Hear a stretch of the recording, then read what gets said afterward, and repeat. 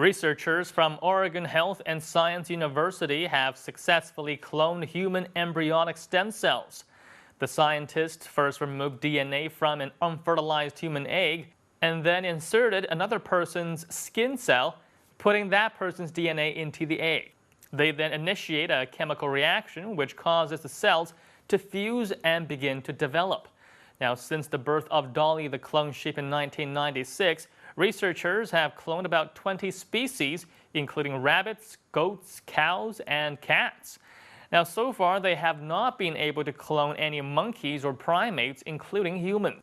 Dr. Mitalipov, a developmental biologist at Oregon Health and Science and lead author of the study, said that his lab had tried transplanting groups of the cloned stem cells into a monkey's womb, but these experiments did not produce a successful pregnancy.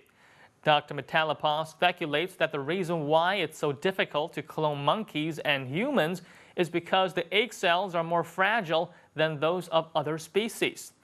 Now, the purpose of the study, however, was not to generate human clones, but to produce embryonic stem cells. Now, these can be developed into muscles, nerves, or other cells that make up the body's tissues. The process, according to the study's authors, took only a few months. So then what do Chinese Weibo users think about the successful cloning of embryonic stem cells? Well, let's hit Weibo and find out. If this study is really valid, then this is definitely a huge day for biological and medical scientists everywhere. Wow, I think this year's Nobel Prize in Physiology or Medicine will go to the team of scientists who made this discovery. I hope this technology can be popularized and spread as quickly as possible. I think it can help a lot of people who are suffering from various illnesses.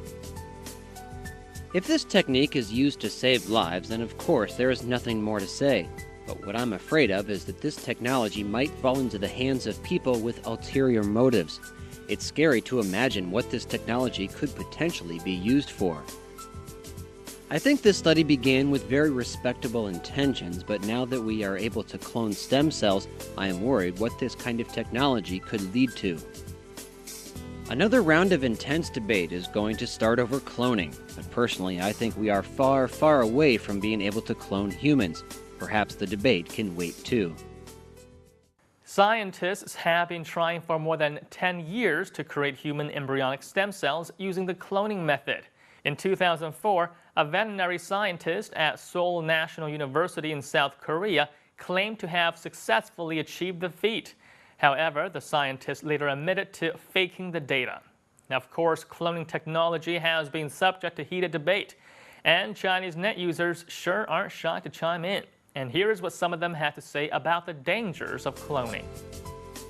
Cloning technology is very useful. It can save people's lives. But the question is how we can use this technology without infringing on moral and ethical values.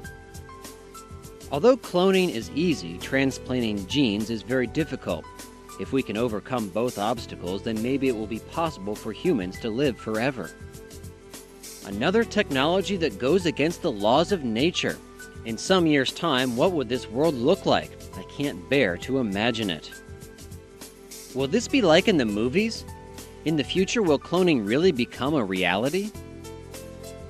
I think using cloning for medical purposes is very different from cloning a person. The former only requires certain types of cells to replicate, while the latter requires human reproduction.